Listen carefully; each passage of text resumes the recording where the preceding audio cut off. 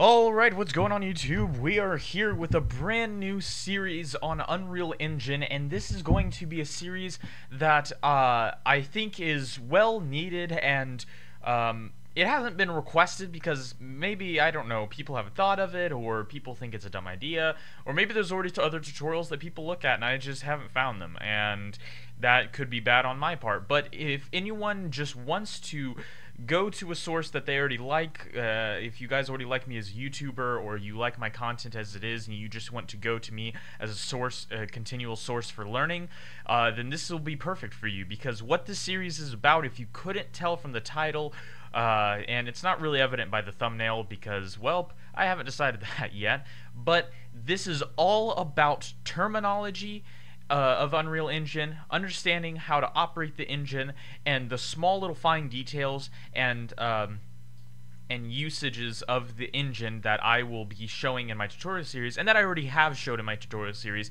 But the purpose of this series is so that way you're not confused. You don't go into my tutorial series, or you don't go into other people's tutorial series confused about what are they talking about when they say execution line, or when they say node, or when they say variable. What are they talking about when they say go to your launcher or whatever, you know? Some stuff, it may be very apparent. Some stuff you may already know. So you may want to skip over it, or you may just want to put the play speed of this video on 2 or 1.5, whatever, just to get it through and just to kind of suck up all the information as quick as you can.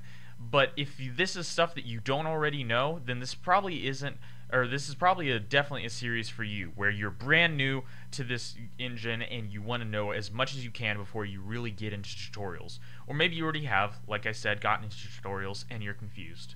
Well, anyways, let's get into this by starting with our launcher. Well, if you don't know what the launcher is, this is the Epic Games launcher that you launch Unreal Engine from.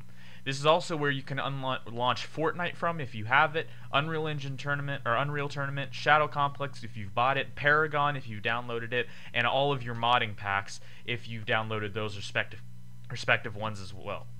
But usually it'll start you off at this home screen if you're brand new to the launcher, or if you haven't messed around with it. But if you already use Unreal Engine a bunch, it'll probably start you out at this screen. Whatever the screen, you can either click Get Started Now, or you can just go to the Unreal Engine tab and we can get started with Unreal Engine. So I won't go through too much of the launcher because I don't use it too much except for the marketplace. But as you can see, you have your community, where a lot of community posts are posted, spotlight, news, and whatnot. Learn is for learning certain things that Unreal Engine themselves and Epic Games, themselves have posted on learning. And then the marketplace is a great place for buying assets, or sometimes finding free assets. And most of the time, 99% of the time, you're going to find high quality and well done material on here. So the last but not least is probably where you're going to spend most of your time, besides the marketplace. At least personally, I spend a lot of time at the marketplace. You're going to spend your time in the library. Now, your library is where your engines are, because there's multiple versions of Unreal Engine. So this is where your engine versions are. Your projects, as you can see, I have a lot of projects, some new, some old.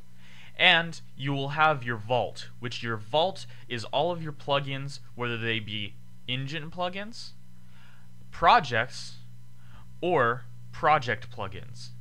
Now, the difference between those is an engine plugin is something that goes to the engine and is in every single project that is created with that engine, or engine version, excuse me. A project plugin is something that you can throw in your project. Say you want all of these swords, but you only want them in one project. Well, you can plug those into your specific project. And then last but not least, a project itself is an individual project, like one of these, that you can create to see what Unreal Engine or whatever developer has done with that project. So now let's actually get into making a project and get into the terminology. What you'll want to do is you'll want to launch Unreal Engine, whatever version you have. So launch it, and this may take a bit depending on how quick your computer is. For me, it takes about, I don't know, 2 to 3 minutes, sometimes 5, depending on how much stuff I have running in the background. Being that I am recording, it will take a little bit longer, but I will edit all of this out. Now, last but not least, before I make the jump cut to when the engine is completely started, I would like to note that if you do not know what your engine version is, it's very easy, or what your current engine is automatically going to be launched, it's easy by two defining marks. One is it's going to be defaulted here, so whatever engine number is here is going to be your default engine, and whichever one is highlighted here will also be your default engine. If you want something else to be your default engine, press the arrow, the menu arrow, and select set current. That's all you have to do. But as you can see, my engine is now starting up, and like I said, it's not instantaneous. It does take a little bit, but like I said, I will jump to when we get there. So I will be right back. Now, when your engine is done loading, you should come up with a screen that looks like this. It'll say projects. Now, if you don't have any projects, I believe it defaults to this screen. New project. Now, right now, we want to make a new project because we're learning here. We don't want to continue with one of my series projects. We don't want to continue with anything else we've already made. But if you want to just learn based off of a project that you've already made and you just want to learn with that project, that's fine. You can go ahead and select that. But for the purposes of this tutorial, I will be creating a brand new project. Now, there are two different categories of project, or I guess types of projects you can make. You can make a blueprint project, and then you can make a C++ project. Now, the difference between those two is C++, everything you code will be in raw C++ code, but in Blueprint, everything you code can either be in Blueprint or C++. Now, also in C++, you can still code in Blueprint, but it will default to C++. With Blueprint, it will default to Blueprint. For the purposes of this tutorial, I will be using Blueprint coding because of two reasons. A, it is easier to learn. B, it is what I use most commonly as a mainstay for my projects and my tutorial series on my channel. And C, it is great and absolutely perfect for beginners who know nothing about code.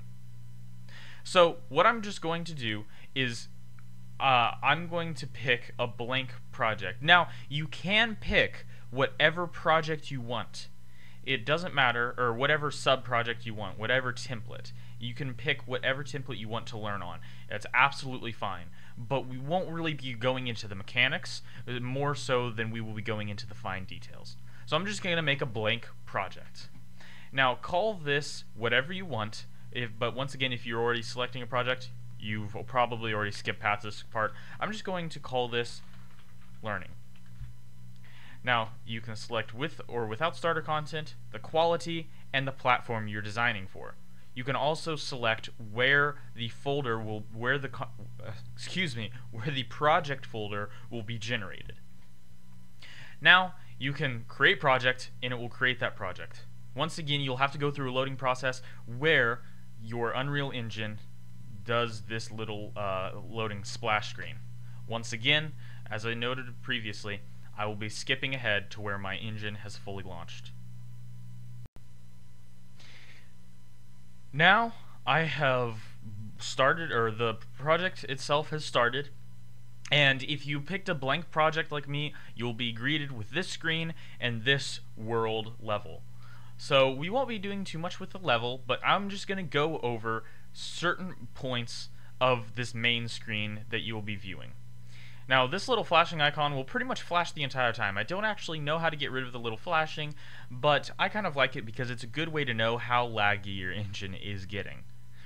But I just close out of this window because this is for documentation and kind of the welcome to the Unreal Engine editor page. Anyways, let's go over a couple points of our engine. First of all, we have what we call our viewport. This viewport is where we view our world and any assets, blueprints, models, etc. that we put into our world. This viewport is pretty much where you're going to be creating your entire world and where you're going to be placing all your objects for the visual side of your game or movie or whatever cinematic you may be making. It doesn't necessarily have to be a game. Like if you don't already know, Unreal Engine has many purposes besides just making video games. Next, we have our toolbar. Now, this you'll use from time to time. You might use this for your settings or your blueprints, to build, to play, to launch. But the toolbar is just as it is stated. It's a bar of tools, and there are tools all across the engine, but this is your main toolbar that you have for, like I said, saving, messing around with the engine settings, and playing. Now we have modes. And this is you're only going to find this modes menu in your editor page for your level, for your viewport, excuse me.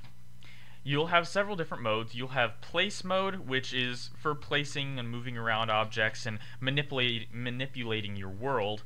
You'll have paint mode, which is for multiple different things, whether it may be color or texture, whatever you have it. Then you have landscape mode. This is actually for terrain and any generation of terrain that you want to sculpt or procedurally generate, however you may be doing that. Then we have foliage mode, which is for painting foliage. Now, it is not limited to foliage, but it is actually limited to whatever model you put in here. You kind of just put whatever models you want in, and it paints them with the paintbrush that you use. Then, last but not least, we have geometry editing mode. Now, this is for if you have a piece of geometry, say a cube, a triangle, something. Excuse me, I hit my mic stand there. And you can edit it and manipulate it kind of like in Blender or Maya or 3ds Max. So that's all we have for the main parts. Or actually, I'm leaving out some parts. We have World Outliner. This is extremely important.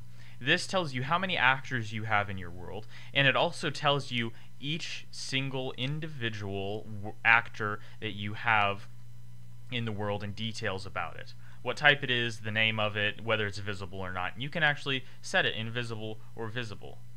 This chair, visible or invisible. Now, we have details. Details is very, very important.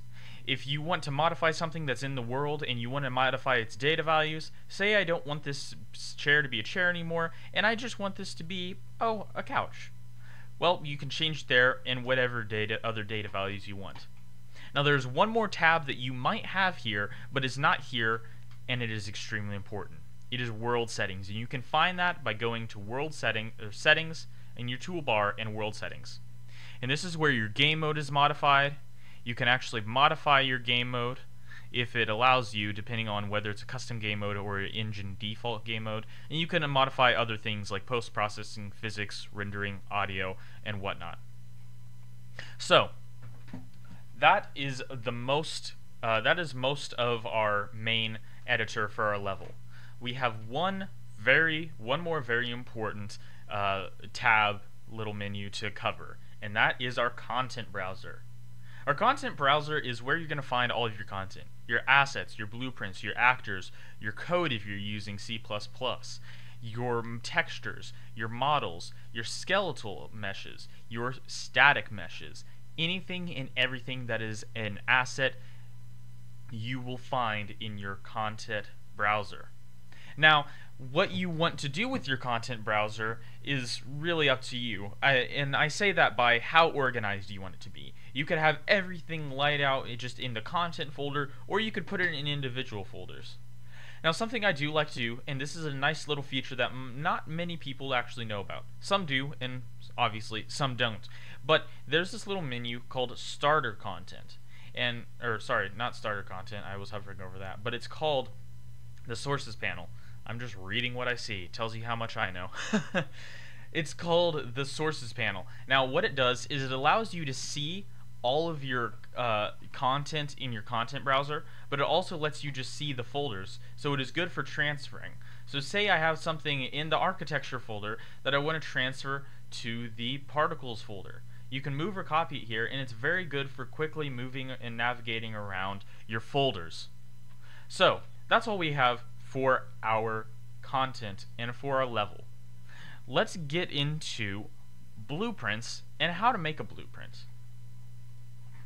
So all I'm going to do is I'm going to just create a new folder, and this is good for practice. You can create a folder and just call it blueprints. Or blueprint, I guess. Now you can right click and you have a lot of options here. You can create a new C++ class, even though, like I said, if this is a blueprint, based project, you can still do C++ code if you have ever changed your mind in the future.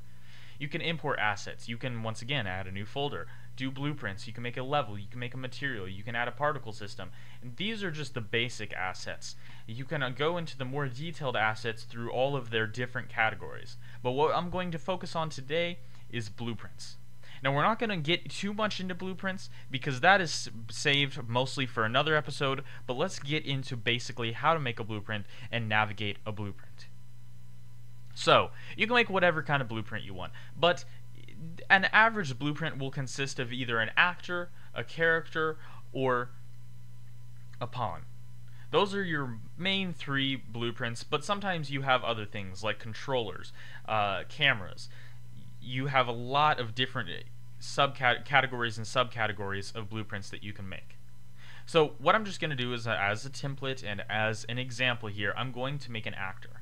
And its default name is new blueprint, so I'm going to leave it as that because this blueprint has no other purpose than teaching and displaying the purpose and usage of a blueprint. So I dismissed that message right there if you saw that because it was useless to me and I didn't really care what plugins it was talking about because I already know what plugins are in my engine, as should you. If you don't, you can simply go to settings and plugins and you can see what plugins you have installed. You can also see the built-in plugins that are defaultly installed and you can enable or disable them. Now, back to the topic of blueprints and actors. So, all you have to do is double-click on this to open it. Now, it'll open in two different ways. It'll either open as a separate window tab as it has here, a full screen window tab like I just displayed, or it will open as a tab along your other tabs. The cool thing I like about Unreal Engine and its blueprints and its tab layout is it works just like a browser. You can move around your tabs, you can have multiple tabs open, and you can select between your tabs and multitask that way. It's a great layout for the engine and it allows for very smooth workflow. So let's get into very shortly and very briefly as I can, what blueprints look like and how they operate. Well, we're not going to get into necessarily the operation, but more how you can operate around the blueprints and navigate around the blueprint pages. So what we have when you start up is you're probably going to start in your viewport. If you don't start in your viewport, you're most likely going to start in your event graph. And it'll look somewhat like this, with these faded nodes that you can drag off of and type stuff into. But for the very few, I've seen this started for myself. Sometimes it starts you on the construct script. Actually, I don't use this very often, but it is good if you want to run a small little script in a hidden amount of space that you want to constantly construct of. But that is for another episode and another day. So, let's start off with our viewport. Once again, we have a viewport. This is where you can add meshes and models. Very simple example, you can add a cube.